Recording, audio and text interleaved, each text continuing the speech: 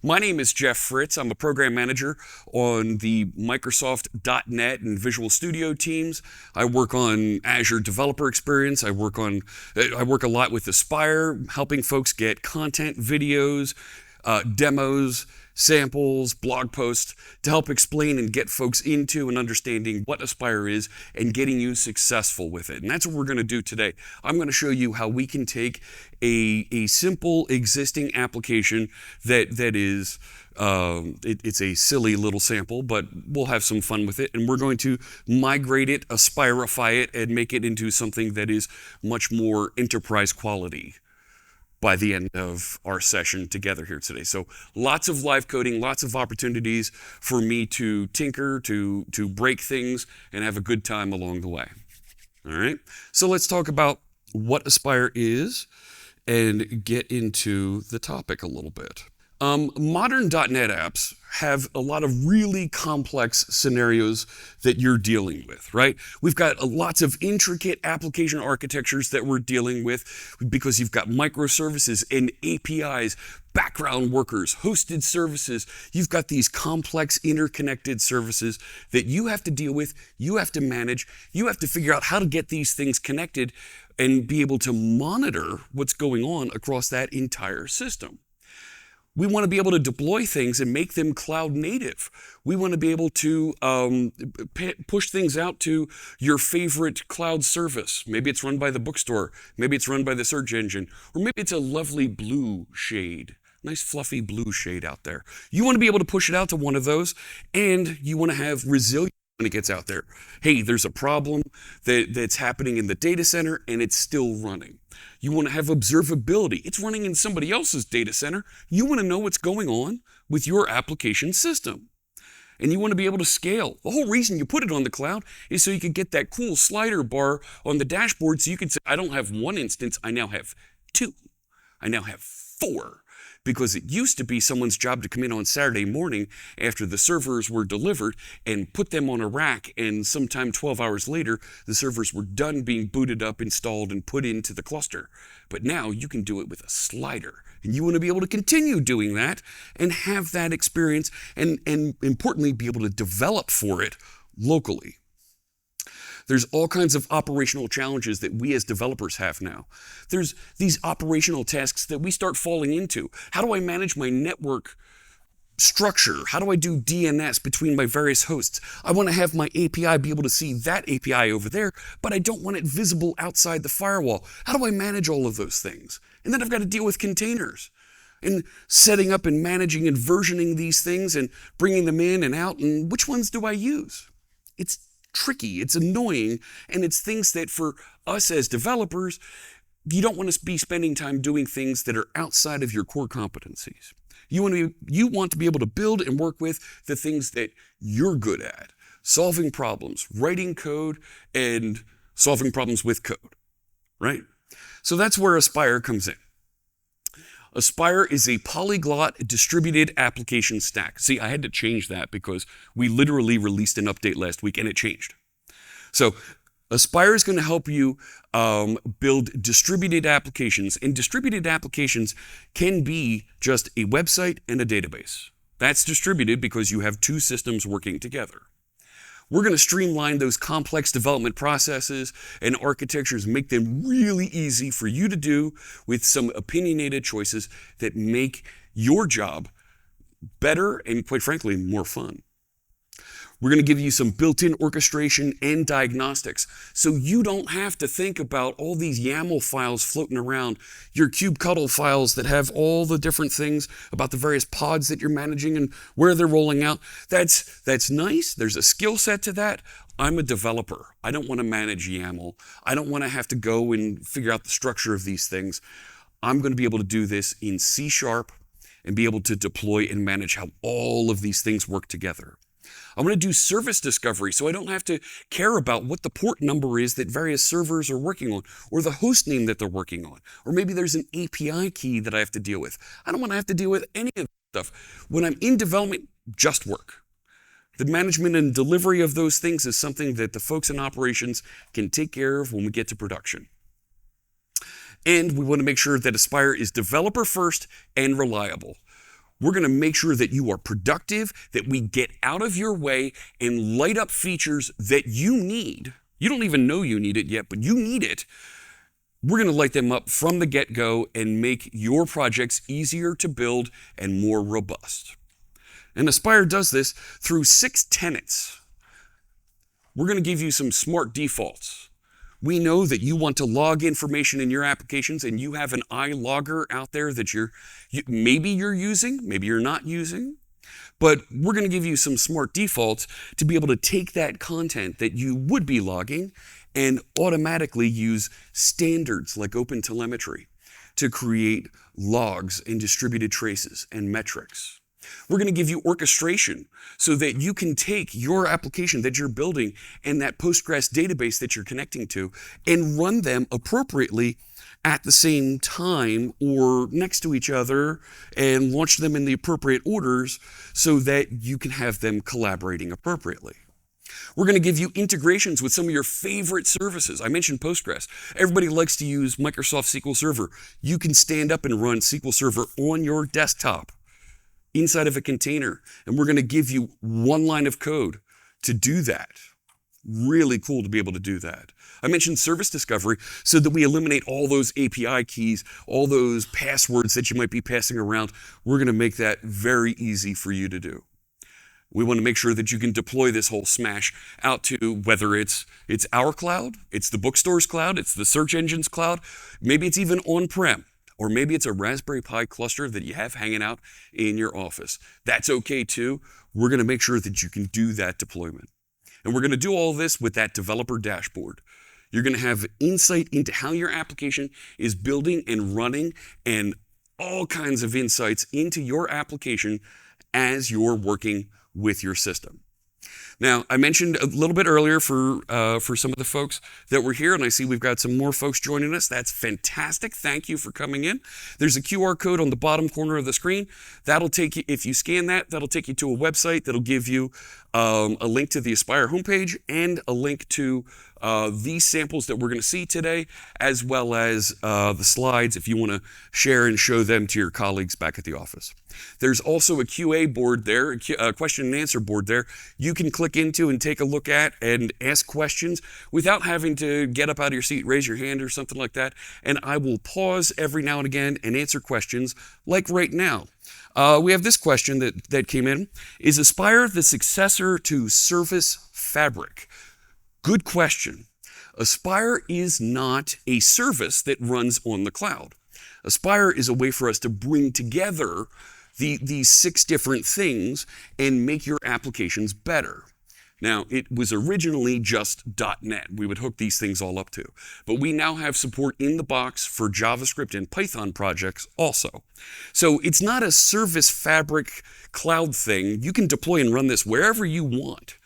But when you're working locally as a developer, we're going to set you up and put standards into your applications that make it easier for you to do the right things and the things that, quite frankly, I don't want to do. I don't want to go through my code and write logger statements. I don't want to go through my code and have to write metrics collection statements. We're going to do a lot of that for you right from the get-go. So a little bit different than Service Fabric. We'll talk more about some of these things that we can do as we get into the demo, because that's my last slide. The rest of this is live coding, all right? I want you to ask questions. We'll get into this. I will pause along the way. There's a couple of neat things that we're going to do here. And like I said, you've already got the source code, all right? Let's do this. Let's get into this. We've got about another hour here to do some live coding and play along at home.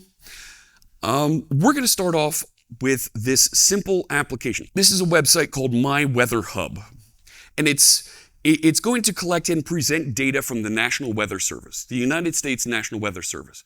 They make a RESTful API available that you can hit and query and get data about any of the thousands of weather monitoring stations that they have all over the United States, even Alaska and Hawaii. And I thought, because I've been dealing with the Blazor templates that have that stupid weather demo that's just random numbers in it, I thought it'd be fun to build a demo that actually uses real weather data. So we built this demo that has a front-end website built-in Blazor, and it has a back-end API that is just ASP.NET, and it knows how to go and connect out to the National Weather Service. And there's a little class in here that knows how to go out, there it is, knows how to go and connect to the National Weather Service. So let me start up the solution. Now, this is two projects because I have an API that runs with ASP.NET. I have a website that runs its Blazor. I need to actually configure multiple startup projects here, right? And I need to make sure that these start in the proper order here. And you know what? I'm going to start this one without debugging. And yeah, go ahead and do that. Sure. And now I can click the start button up here, and it's going to compile all these things. And we're going to have an application running with a couple of console windows there. I've got two browser windows that open up, and you can see over here, if I go there and I go to this one, here's my API over here on the left, and it's got this structure that's defined for me. That's fine. But over here on the right is my weather website, and I'm using a Blazor quick grid here, so I can jump in and search for a location. Let's search for Orange County, Florida. Click into there, and it's going to reach out to that API and go query the weather in Orange County, Florida, if I've got a decent connection here. I know we've had a problem with the connections. There we go. So now I've got some weather coming in and being reported for Orange County, Florida. Not bad. Clear, patchy fog after midnight tonight, lows around 60, east winds around 5 miles an hour. Okay. Tomorrow, highs in the lower 80s. Oh, that's going to be nice. All right, cool. So I've got some real data running here, but if I need to see what's going on inside this application, I've got two console windows here that I've got to run through. And I don't know about you, but for some of the developers that are used to reading these logs, you're going to look back and forth here and go, man, there's a lot going on there, and it's hard to kind of associate back and forth, right? And if I have a lot of traffic coming through my system, looking at this, these things are going to be flying by quickly, and I'm going to be like Cypher from the Matrix, watching text go flying by and have to decipher that, right? That's hard. And especially when you try to hand that off to someone in operations to take a look at this, they're gonna struggle, and they're gonna need some training for what to look for inside your code. So we're gonna start to stitch these together, and we're gonna add Aspire and solve a couple of these problems. Because there's also underneath the covers over here, inside my app settings for the website, I actually have an endpoint that's declared here that knows where the API is. So I've literally got hard-coded, here's where the API is, and I'm going to need to update that and move it around when I get into my production space. So there's a lot to be said here about things that we can improve and make this easier. Let me go to this to a question that we got here. This question, I have a 100 project solution that has evolved from .NET 4 circa 2011 to .NET 10. Fantastic. Any tips about migrating to this? You're going to see in just a second here, it's going to be real easy for you to roll this out and add to your various systems as we start to bring just these two pieces together. You're going to be able to cogen's the wrong word, but you're going to be able to stitch together and get the references between your various systems that you're doing by hand right now. You're going to be able to do it with a little bit of programmatic help, thanks to our friends on the Visual Studio team. I'll show you that in just a second. Let me take this next step, and let's start bringing .NET and Aspire into this and learn how it's going to help make managing this application better. I'm going to start off by adding what's called the service defaults project. So I'm going to add a new project here, and I'm going to reach in and grab Aspire service defaults. And I'm just going to call this service defaults. Sure, .NET 10, Aspire 13. Those are our latest versions as of last week. And now it creates this project down here, service defaults, with one class in it called extensions. We built this one C# class in this one project that's going to light up and give you access, opinionated access, to some .NET features that are already available that, quite frankly, nobody uses. Nobody uses until they're like, oh, crumbs, I need that. Let me go add it in. So open telemetry is something that when you get into bigger, larger enterprise scale applications, you're going to want to collect that telemetry, the logging, the metrics from your application and put it in one place so that you can discover what's going on, right? And folks will go and integrate Datadog or SolarWinds or Azure Monitor and start analyzing that content. Well, we're going to give you the ability to wire that up right from the get-go with this configure open telemetry statement. And if I F12 into that, you'll see it's using the standard open telemetry things that we ship. We've been shipping for 3-4 years. And we're going to turn on formatted messages, scopes. We're going to put together metrics from the get-go for ASP.NET Core, for your HTTP clients, and for the .NET runtime. Additionally, down here, we're going to set up ASP.NET Core instrumentation and HTTP client instrumentation down here that will allow us to see more information. And then we'll set up some exporters. There's information down here that will put it to our dashboard. And we've already got some templated instructions here to push it out for Azure Monitor.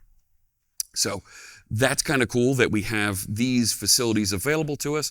Additionally, this is going to set up service discovery.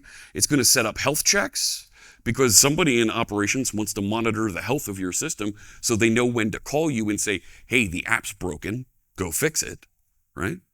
And we're going to set up some HTTP client defaults so that we get resiliency. And we'll bring in that library poly that allows us to do retries and short-circuiting when there's failures so that we don't end up in some sort of a death spiral trying to request a site that doesn't exist. These are all blocks of code and using libraries that are already available. We're just going to make them easier for you to do in a formatted standard extensions file that you can wire up to any one of your projects. So if I want to wire these up to my projects, and gosh, I've got, we saw the question, 100 projects I've got to deal with, you can wire it up by just dragging that service defaults project onto the other projects, and it will add that reference. So you can sit here and mouse for an hour and drag and drop the things around. You could also set up a build properties file and roll that out appropriately. But there you see my service defaults dependency, and same thing down here, service defaults. I'll connect up the interactions for those service defaults inside the program of both of these by just adding a statement, builder add service defaults. Thank you. So I've got that available, and down here in the website, nearly forgot up here, I want to make sure I add the health check endpoint. So I will add use default, not default files. It is, oh, come on, Fritz. Map default endpoints. That's what it is. Not use. Map default endpoints. There we go. All right. So that's going to set up health checks inside my application. Now this is the API. Let me go do the same thing in the weather website.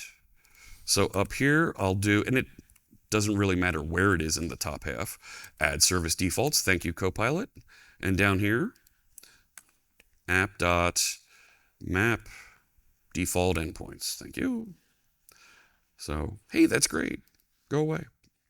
So now I've got these two things set up, and it's going to start doing better logging for me inside of my application system. But I want that to show up where I need it inside of a dashboard where I can collect and orchestrate and see all these things working together.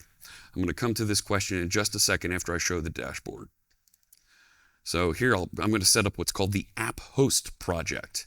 And the app host is the central jump off point for Aspire. It's a way for us to add in an entry point that's going to give you access to manage your entire application system. Now the question we have here that was submitted, and I'll put this up on the screen. Why did we go from Aspire 9.5 to 13? .NET 10 was released. Why didn't we call it 10? Good question. And the team answered this as part of .NET Conf last week.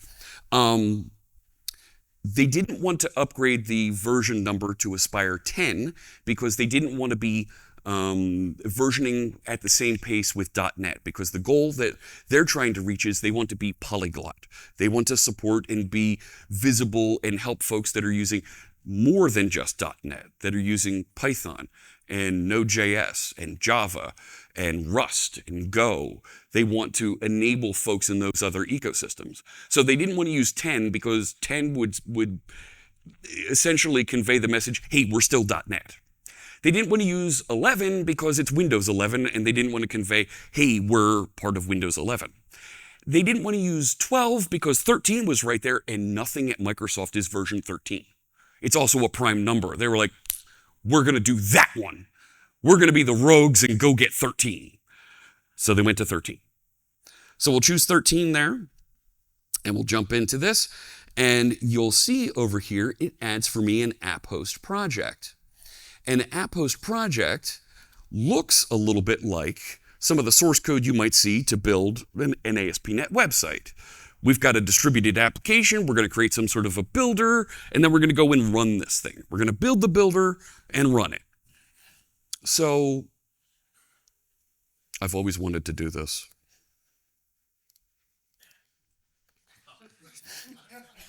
Okay, so I've now got Bob the Builder. All right. Moving on. So I want to use my app host to be able to connect and manage and orchestrate my two resources, my API and my website. So I can give the app host insight into those projects by adding references. So once again, I will drag API this time onto app host, and I'm going to grab the weather website and drag that onto app host. Now, that feels a little weird, but I can start and manage both websites from inside of here by saying Bob, add project. And I now have inside of here, I have this generic. I'm adding a project and I want to specify which project I'm adding. So check this out. I have a little bit of code gen that runs behind the scenes that gives you the ability to choose one of those projects that's referenced. So I'm going to add the API project. And now I can give that project a resource name. So I'm going to name that just API. And I'm going to assign that project, let's assign that to a variable called the API. That's, wow, what happened there? All right, so now I need to start the website. So let's create, oh, wow, that's pretty good. I'm just going to call this web. So Bob add project, projects, my WeatherHub, and I'm going to call that resource web. Okay, that's a resource name. Think of that almost like a pseudo host name that you might have floating around on your network. Okay. Now with these two referenced and in here, with no other code written, I'm going to come through and change my startup project to the app host, and let's give it a shot.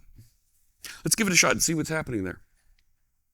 I'm going to come to this question in just a second. That's a good question about poly that's been created here for us.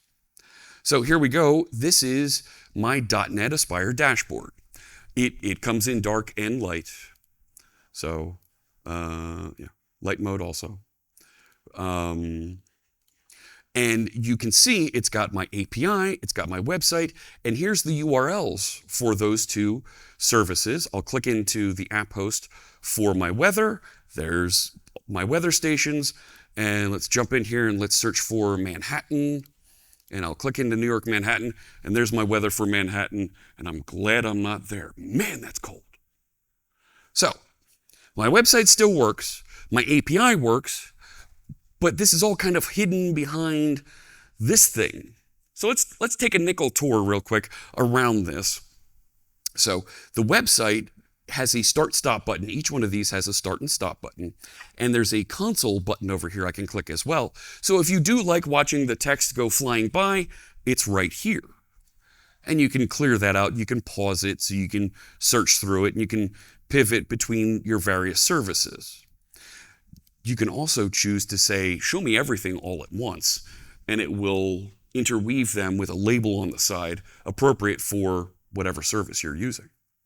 So I have that little bit of insight there. I've also got the ability to come over here and look at details and see all the information about how this is running, including the environment variables that are being passed in here, right? So I can see that it's the development environment.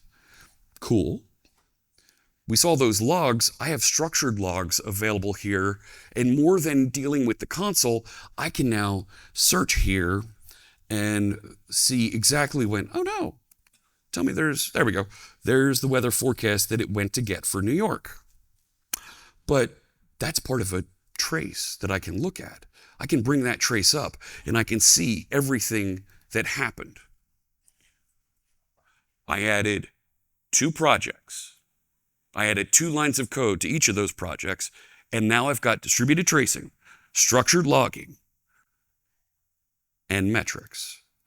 So I can click into here, I can take a look at my web, and I can see request durations, how long each of those requests are taking to my website. I can come over here to the API, and I can see how long the requests are taking coming and going from the API.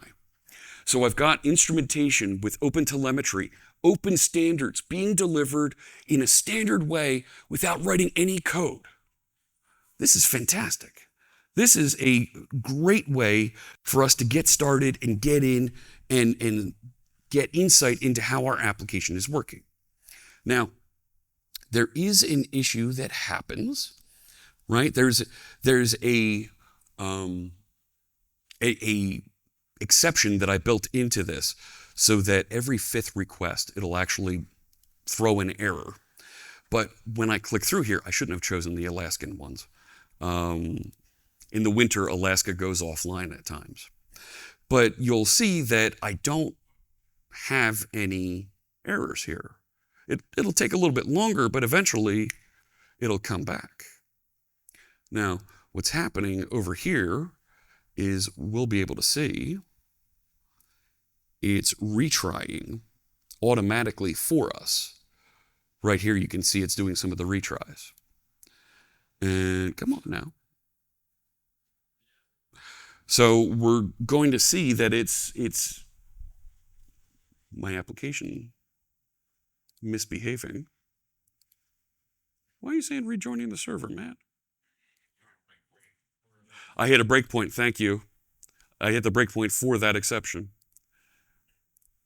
There it is. So I see the exceptions, and yeah, because I did a refresh. Let me hit it again.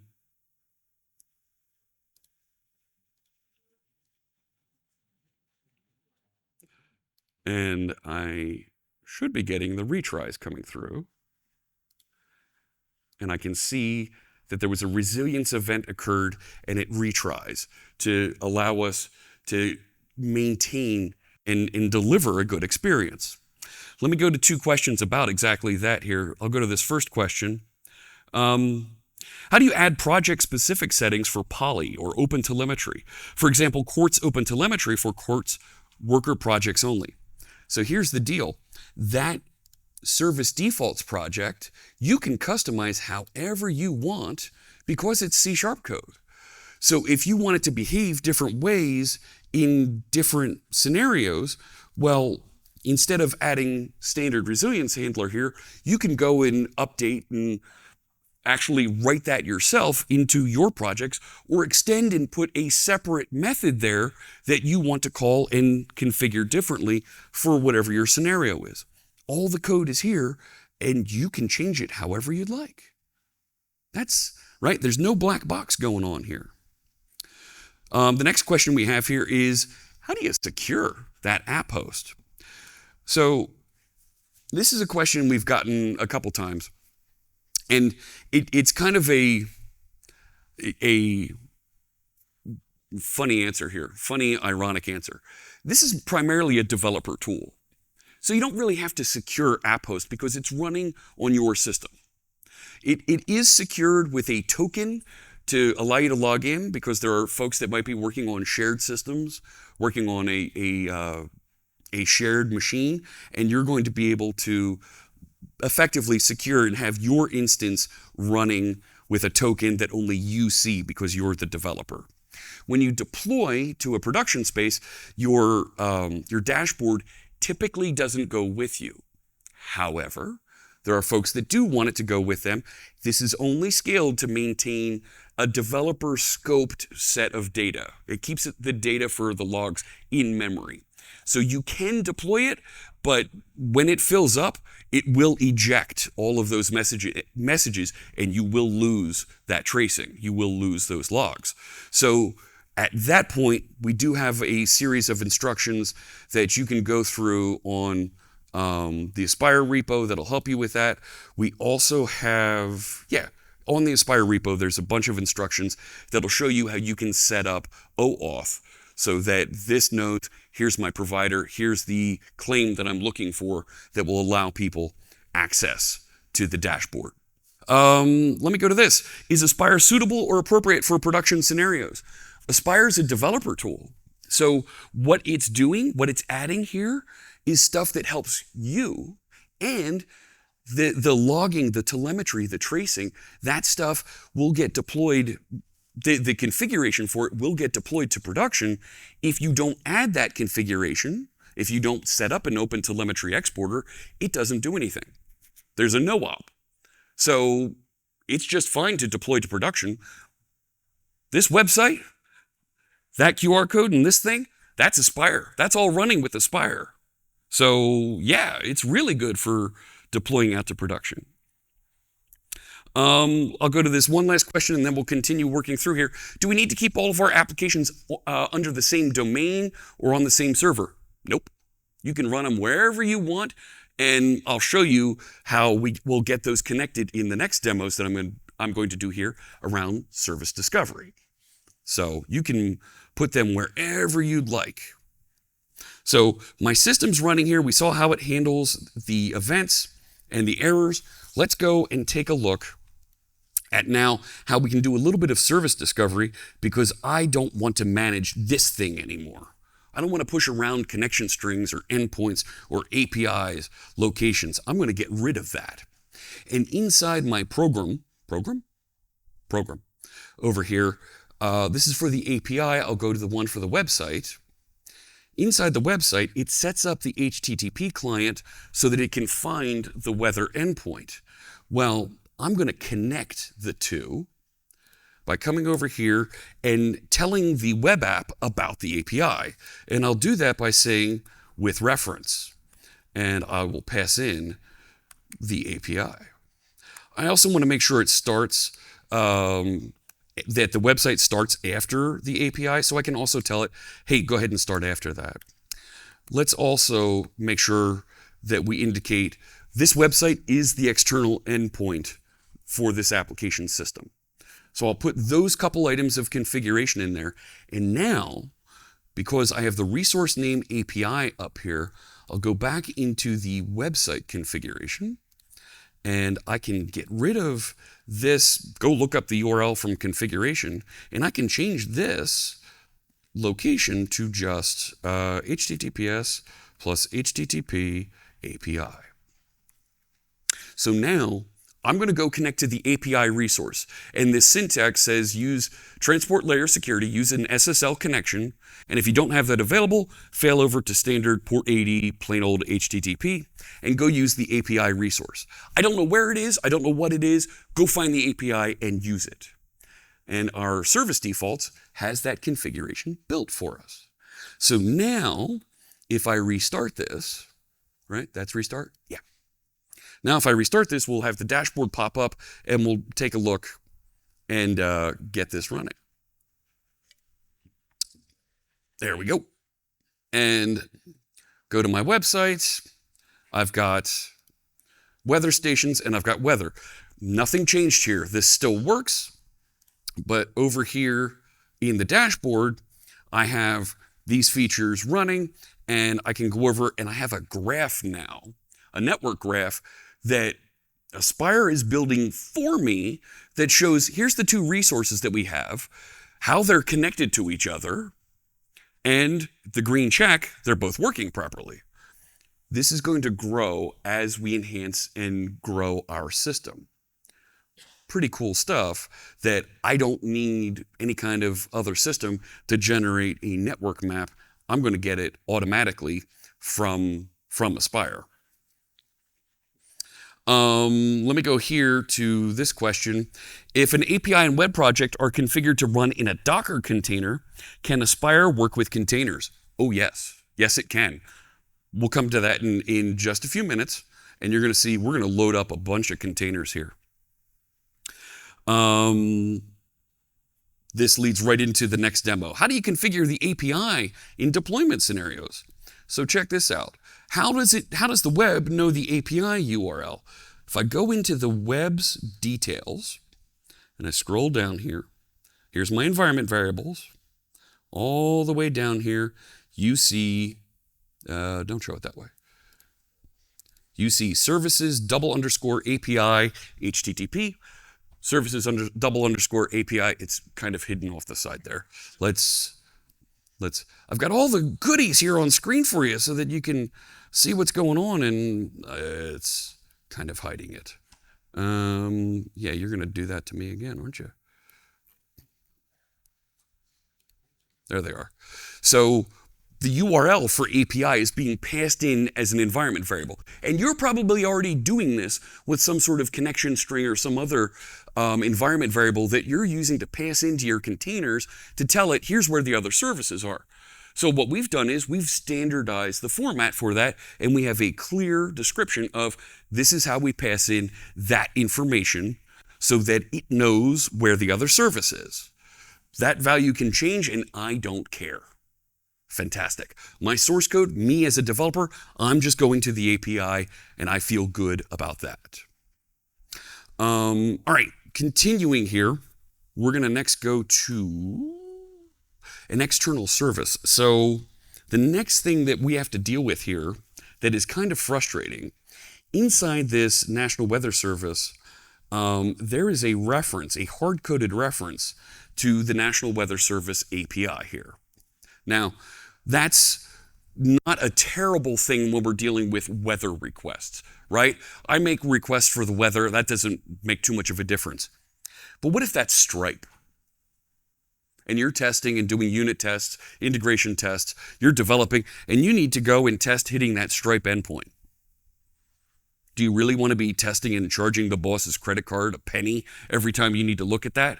Now, there's developer endpoints and things you can work with, but when you need to swap that out to get into your production space, that's kind of a mess, and I have to come through and edit that or set it up as a configuration endpoint.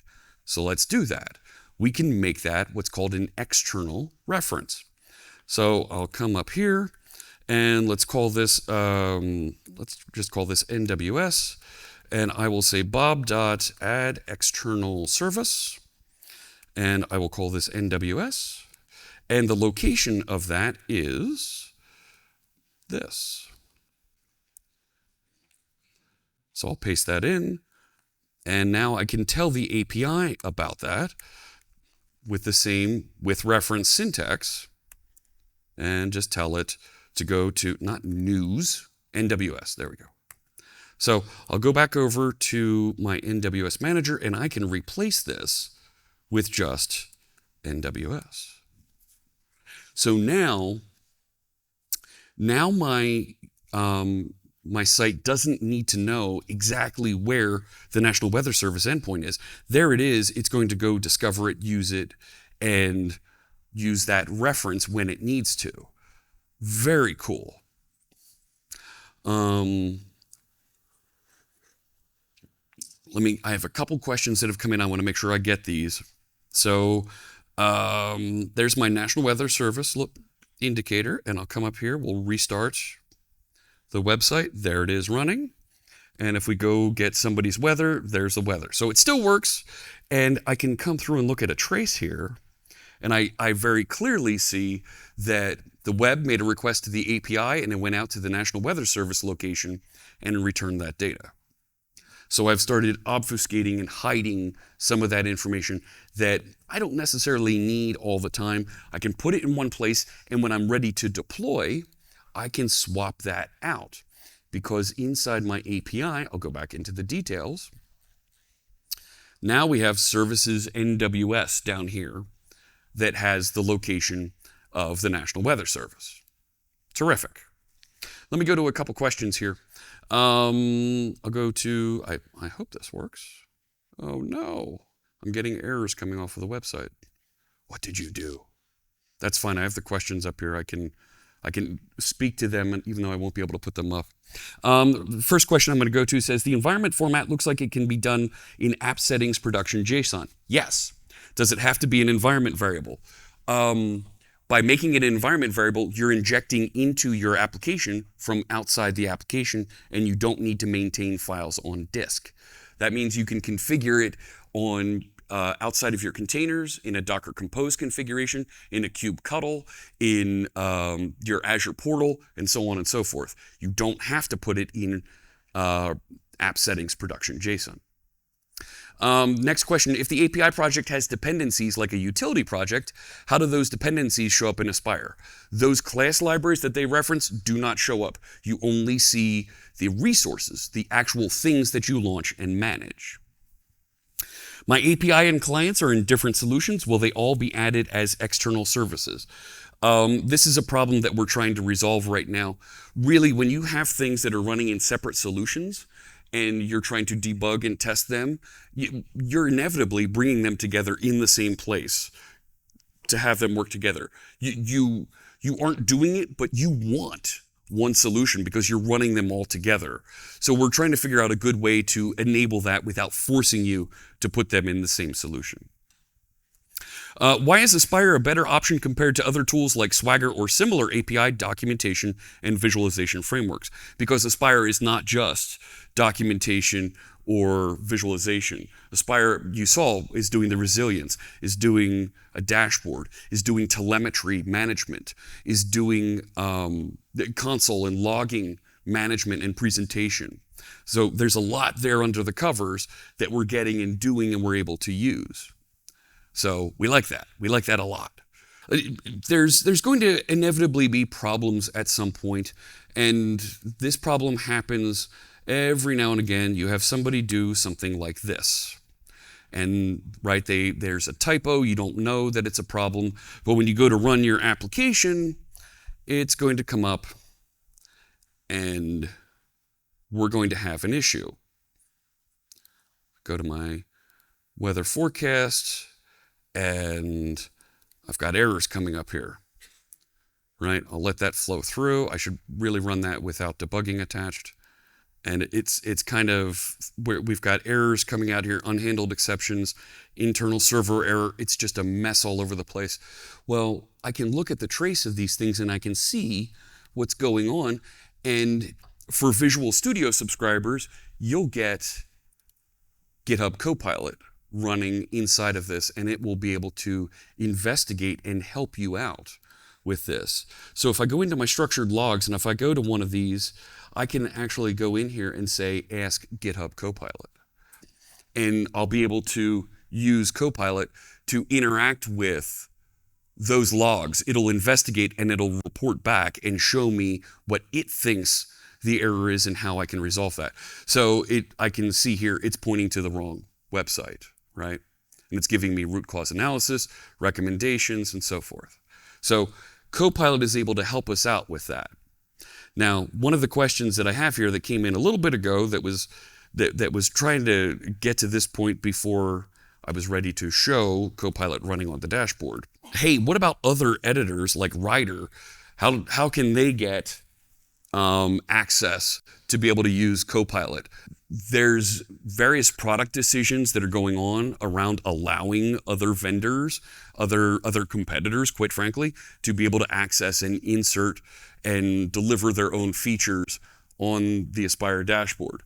You can still use the GitHub Copilot features in here. You have to sign in and you can launch it from the command line and it will work. It is not integrated with Writer, and that's a question for lawyers and negotiations that I'm not going to answer right now, but that's a competition collaboration thing. All right, let me move on here. We've done that. We've got the things set up so that they can see each other, and we showed that demo. But when I saw that error come up, there's health checks built into here. I can add more health checks to make this easier to use and to get more support and information out of this. So let me go back into my API. Here's my API over here, and it's also up here. I'm going to add a package, and I'm going to add ASP.NET Core, health checks, URI, that one. And what this will do is it'll test those endpoints and show me an appropriate health status if I can or cannot get to them. So that's in the box now. I can go back over here and I can add additional health checks to this. So when I did add service defaults, well, it's added health checks, but I can add more health checks because this is additive. I can say add, I should be able to, no, it's builder services, add health checks. Yep. And I'm going to say add a URL group. There we go. Yep, that's kind of what I want. And name, let's call this National Weather Service. Cool. And I'm going to do some configuration on here. Well, health status dot, I need a using statement. Health status dot, if it's not there, I'm going to mark this as unhealthy. And I need to also configure the client. Now, here's the thing. The National Weather Service requires you to pass in a request header that says who you are. So default request headers add user agent. It's my .NET Aspire demo. So I've added that into the mix. Now, if I go back, let's rerun the application. We'll be able to see there is, when I go to the API, there is a health endpoint here that's enabled on all of my services, and it comes back and says healthy. That's not very exciting, but if I go back into app host, and if I still have that problem with my domain name and we go and restart this, I should have started it in standby. I'm so excited to show this, I forget to do it without debugging. So close that one, that one.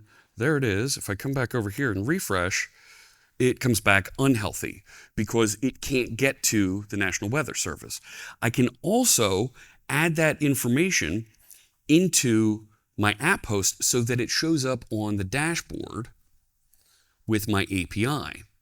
So if I reach into the dashboard, into app host here, and on this, the API, I can say with HTTP health check, and it's going to go to /health. So now let's rerun that. It's still going to the wrong address. But see here, it's got resources running, but not in a healthy state. And because it's not healthy, the website's not starting either. So if I view details over here, it says it's running, it's unhealthy, and at that point, I can investigate further. Cool. I'm getting insight into how this is running, and I'm getting it here on my dashboard. Let me go roll that back, and we'll get into our next demo. Folks were asking about containers. Let's do some containers here. So change that back to the right location. So I know that the National Weather Service only updates their weather forecast, but every 15 minutes, right?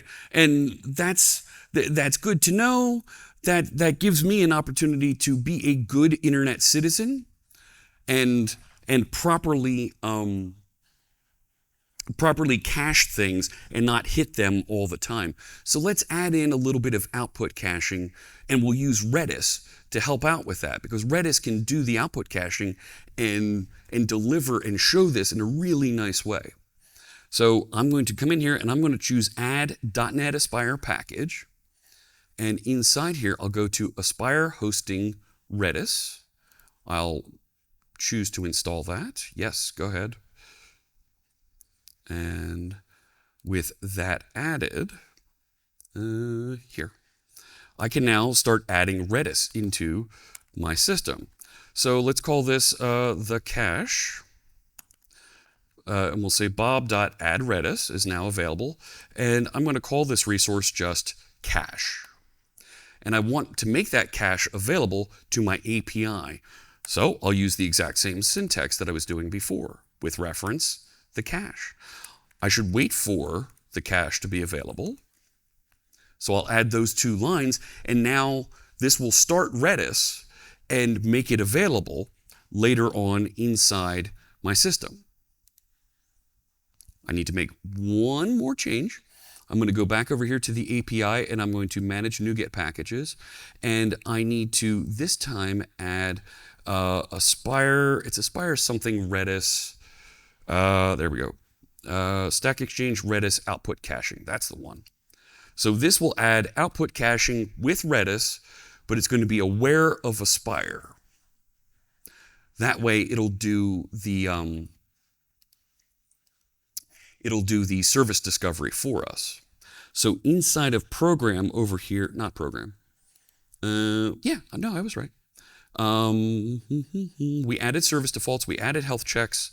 So now I'll tell it about add Redis output cache. And I'll tell it the name of that service, that resource, is cache. Now, that's the same resource name that's here, right? So these strings need to match up. Now I can start this.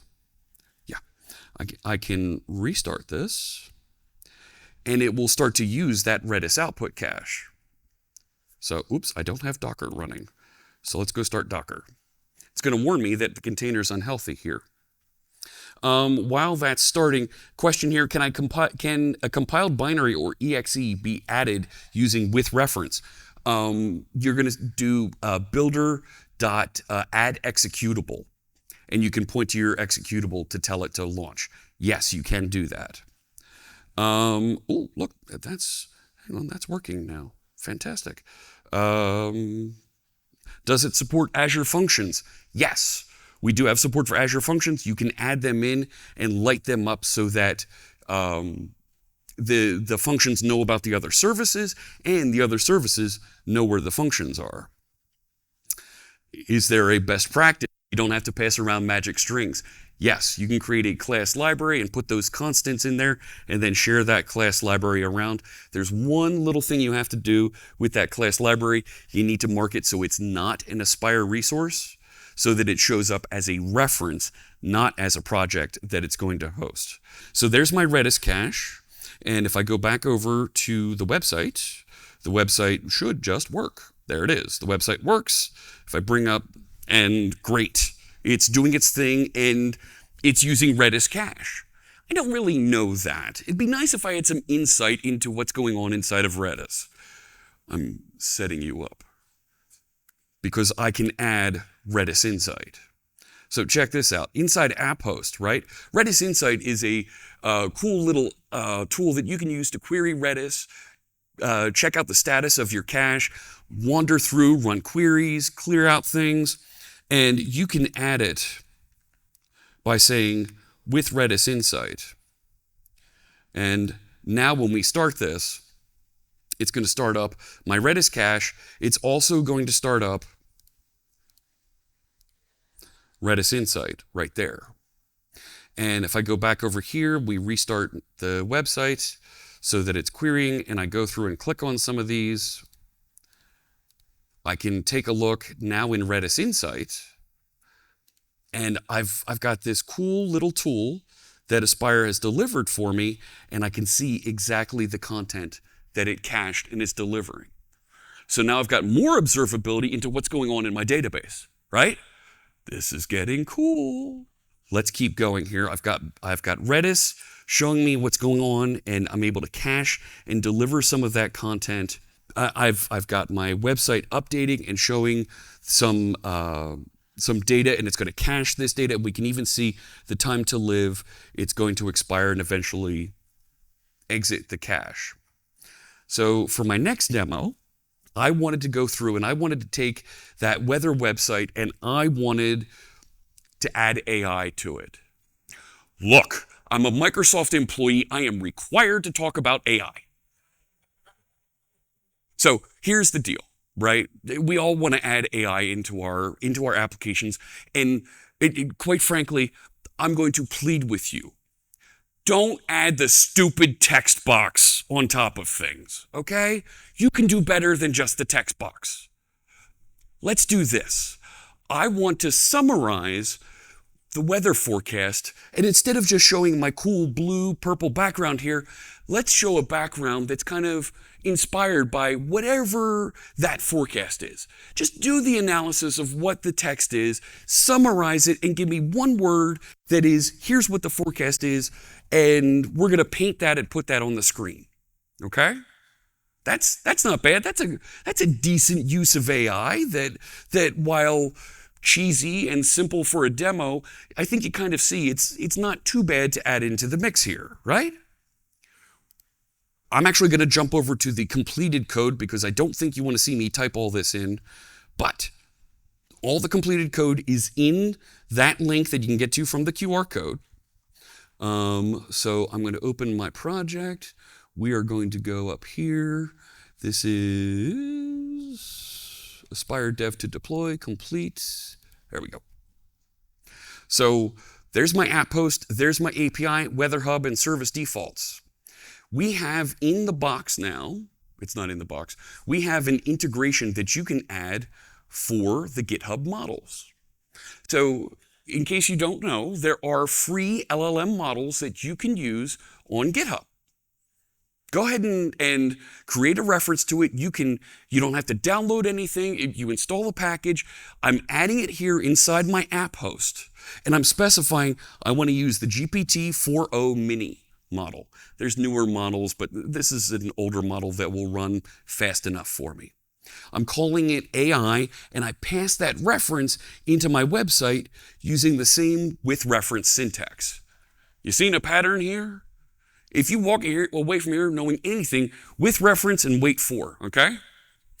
Job done.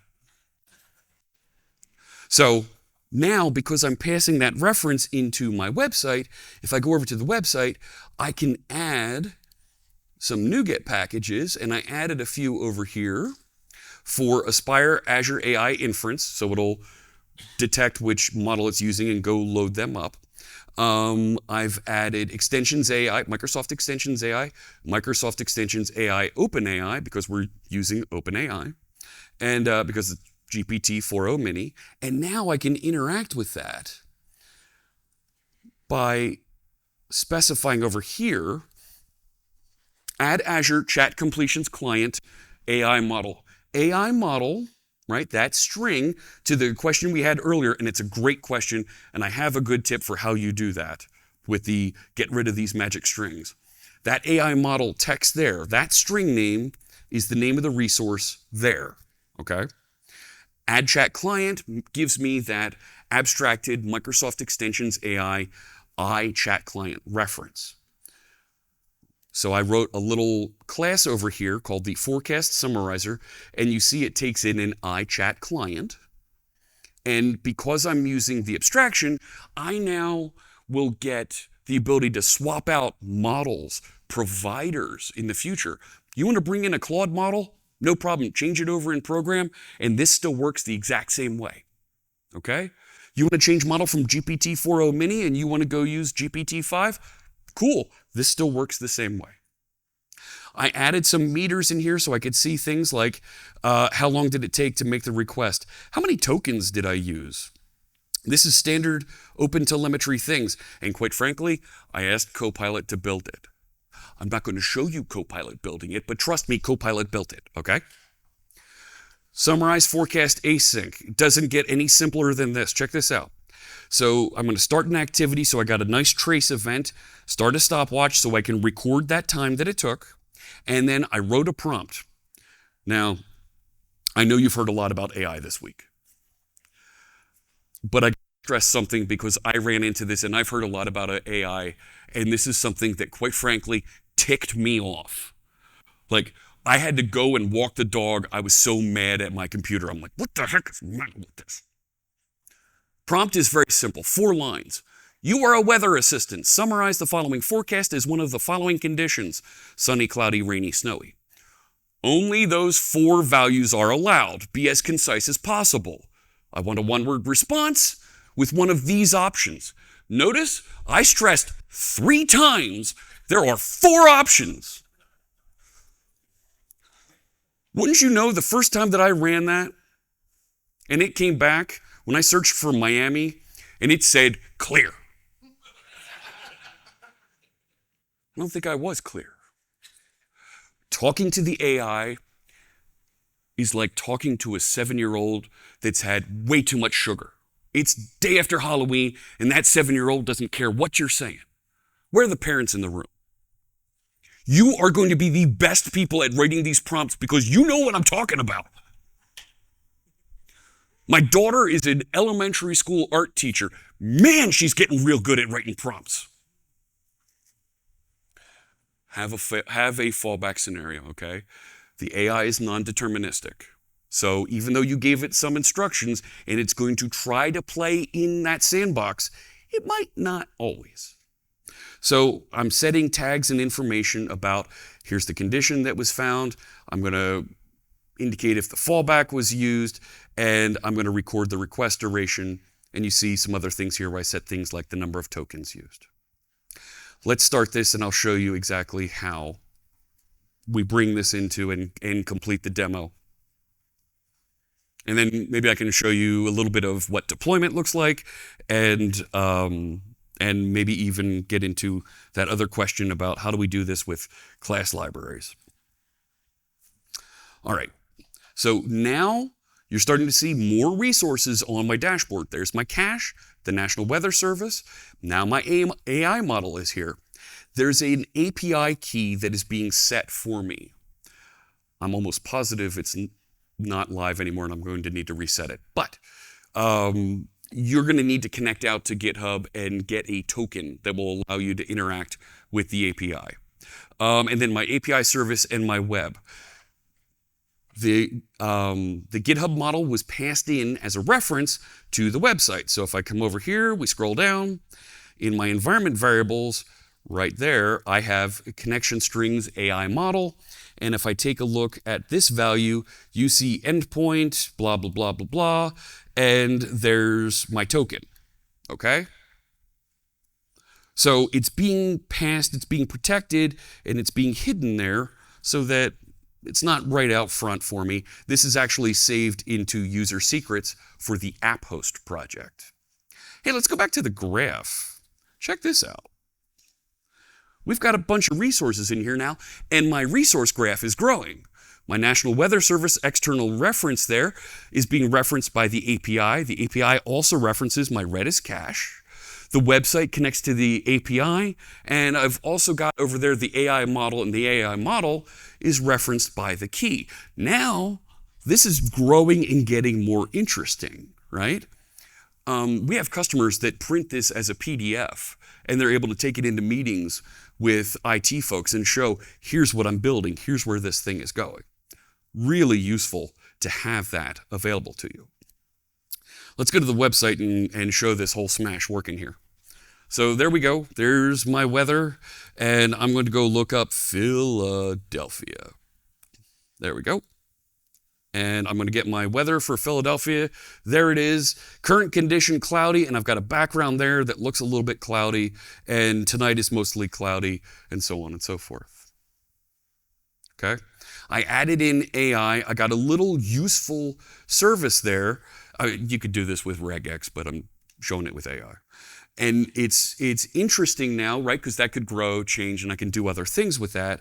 But check out my traces now. Now I've got, here it went to go get the forecast, and I can see that request.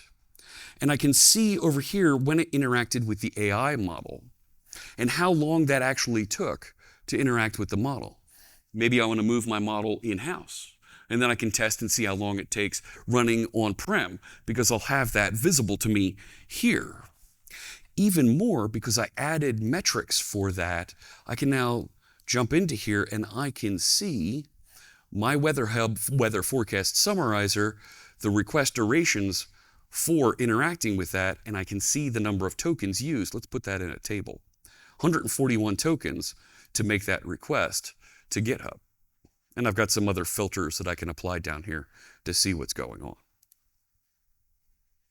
We've taken what was a simple little website that connected to an API, and we've started growing it up, right? We started raising it. We've added features so that they know how to discover each other. We've added features so that they can do caching. And it was literally 2-3 lines of code every step along the way.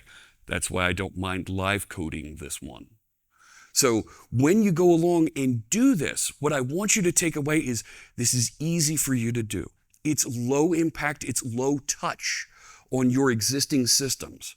So the person in the audience who mentioned they've got 100 projects in there, that's okay. You're going to make one little change to add service defaults into them, and you're going to get amazing benefit right from the get-go, because that telemetry is going to start being generated for you. And you can extend the telemetry however you need to.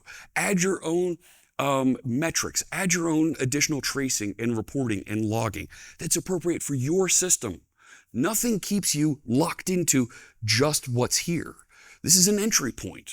You can go enhance it, modify it, and take it where you need to. So let's take it where we might need to, and let's talk about deploying this to Azure. Because you would normally come in and you would choose one of these projects and go in here and say right-click and say publish, and it would go off and do all the things. But because this is an Aspire managed solution, I can come up to, right, it's on that one? No. I can go on the app host, right-click, and say publish. And it's going to start walking me through the process of setting up publication for a .NET Aspire system being delivered to Azure Container Apps. And it's going to give me options for locations and subscriptions, just like you would expect. And I can give it an environment name, and I'll call this My Weather VS Live. Finish, and it's going to create the profile for me, and now I can actually go through and deploy this. And what it will do is it's going to put all those resources that we declared into containers. And it's going to deploy them into a container registry and place them inside the same resource group for this. Now, there are other integrations that we have available that wire automatically to Azure resources, so that you can, instead of saying add Redis, hey, thanks so much, I don't want you to do that yet. Instead of saying add Redis here, you can use an integration that's specific for Azure and say add Azure Redis, and it will, by default, go create an Azure cache for Redis for you and connect and use that while you're in development mode. However, we know that you probably don't want to work all the time with a resource out on Azure. You can do that, but as a developer, it's nice to be able to run in containers locally. So there is a with container or run as emulator type of method on all of those things that you can run locally, so you run the app locally. Now, I'm not going to go through and show an actual deployment, but what I will show you is an application that I did deploy, and I saved a bundle on my car insurance. Now, this is Aspirify.net. When .NET Aspire was announced, because it was .NET Aspire at the time, folks started talking about needing to Aspirify applications, and that's a domain name. So I built a news website for Aspire with Aspire named Aspire. Pretty good. So this is deployed from GitHub Actions. The source code for this is not publicly available, but I can show you that Aspirify.net website. The design is, it's a paid design on the website, so I can't publish the design. After you go through and set up that deployment, it will give you, hey, thanks so much, right on time. And it will give you a GitHub action script. Yes, we're still in YAML. We did all this work to get rid of YAML. We still have YAML. So close. Missed it by that much. It's going to give you a base configuration here that's going to set up, check out your code, get you connected to Azure, get you all logged in up there, install AZD, the Azure Developer Command Line. Go log in with Azure here using the credentials that you'll put into your GitHub secrets. Restore.net, restore packages. This is something that I do. I added unit testing to my project. I added publishing, I added this, but these last two are where the power of Aspire and AZD come in. We're going to provision the infrastructure. It's going to look at the things that you have deployed in your resource group, and it's going to allocate things that might have changed and knock down things that are no longer used. And then it's going to deploy. It's actually going to publish and push that content out to Azure. So if I go out to portal Azure.com, and I will show you the resource group for this. I think is it that one? I think it's that one. If it's not, I know how to get there. Yes. So here's the Aspirify.net resource group. So I'll zoom out just a touch. So you can see it creates a bunch of stuff here. A private container registry so that all of your containers for your apps live in one place and it's isolated, protected for just you. I put together a data migration service, so whenever my database changes, it updates automatically. Somebody was asking about Azure Functions. There's Azure Functions running in a container. A container apps environment, think about that as your own instance of Kubernetes that you can work with. That's oversimplifying what it is, but think of it that way. Okay, I've got an Azure storage account. I've got a key vault because I've got secrets in there. I've got API keys and things that I use that I had keyed into user secrets. Well, instead of them sitting in user secrets, they sit in key vault for me in Azure. So they're protected by default. I've got log analytics. I've got managed identities that control who can actually run the website and go connect into my other resources. I've got an Azure database, another storage account for storing all the thumbnails on the website, and then finally the website.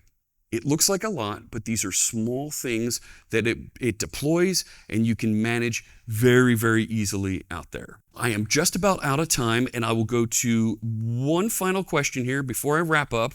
If you wanted to use Kubernetes to spin up extra resources for a container, how would you configure that in the Aspire deployment process? There's a tool out there right now that was written by somebody in the community called Aspirate.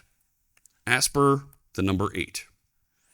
And this is a tool that you can use to install and deploy your Aspire resources to Kubernetes, to Docker Compose, and then ship that wherever you want at that point. We're working on integrating this and making it part of the standard Aspire toolkit, but right now, this is available that you can use, and it's as close to production ready as it can be right now. Things are kind of in flux and moving as we're growing this story. But that's a really good question about using Kubernetes. Thank you for that question. That's all the time that I have. We are at time. I want you to check out Aspirify.net so you can keep up on some of the news and things. Of course, we built, launched, and ran websites here with .NET Aspire. I hope you check this out. When you go home, you can go to aspire.dev. It's linked underneath the QR code there. Those resources will be available. You'll be able to come back to that website and click through to the source code, the slides, and the demos, and learn all about that. But aspire.dev is the source for all this stuff. All right? Check it out. You're going to have a great time using it. I hope you have a fantastic rest of your VS Live. My name is Jeff Fritz. Thank you so much.